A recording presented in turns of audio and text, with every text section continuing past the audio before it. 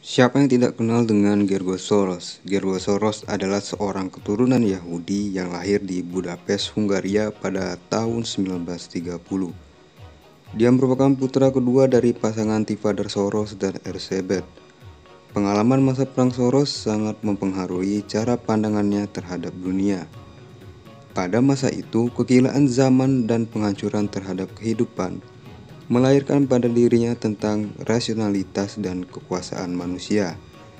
Skeptisme ini kemudian menjadi ciri penting filosofi Soros yang dia pikirkan secara mendalam dan strategi keuangan yang baru.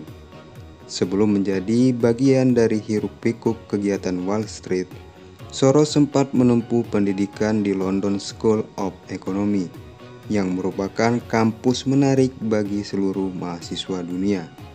Dia juga sempat menjadi sales sebelum hijrah ke New York, Amerika Serikat. Setelah pindah ke Amerika Serikat, Soros menemukan jati dirinya. Kemampuannya dalam menganalisa investasi pun semakin terasa. Namun pada saat itu, para investor Amerika tidak mau membeli saham-saham dari Eropa karena para pialang tidak tahu apa-apa tentang Eropa. Soros akhirnya mengembangkan arbitrasi internal yang memperdagangkan surat berbeda yang terkait dengan perusahaan yang sama, sebagaimana dilawankan dengan saham perusahaan yang sama di bursa yang berbeda. Dengan penghasilan dan karirnya yang semakin meningkat, pada tahun 1959 dia pindah ke Wareham & CEO. Tahun 1963, Soros meninggalkan Wareham dan bergabung dengan perusahaan Jerman Arnold dan Bechhofer. Dia menghabiskan 3 tahun pertama dengan filosofinya sendiri. Soros kemudian menciptakan reksadana Swiss Eagle Fund. Perusahaan itu mempunyai kinerja yang begitu baik, sehingga 2 tahun kemudian Soros juga merancang perusahaan investasi baru yang bernama Double Eagle dengan modal investasi sebesar 4 juta dolar. Lalu bersama sahabatnya Jim Roger, mereka mendirikan Soros Fund tahun 1973 dengan modal investasi sebesar 12 juta dolar. Pada masa krisis moneter pada tahun 1997 sampai 1998, sebenarnya krisis ini diinspirasi oleh Soros sendiri. Dan pada hari Rabu 16 September tahun 1992, Bank of England dilanda krisis. Hari itu pukul jam 8 pagi. Dan 8 pialang palas berkumpul di Bank Inggris.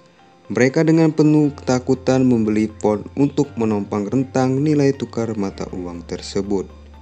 Hanya tersisa satu pilihan, yaitu mereka harus menaikkan nilai suku bunga jika tidak ingin mundur dari nilai tukar. Pada pukul 11.00, pemerintah mengumumkan kenaikan suku bunga sebesar 2%.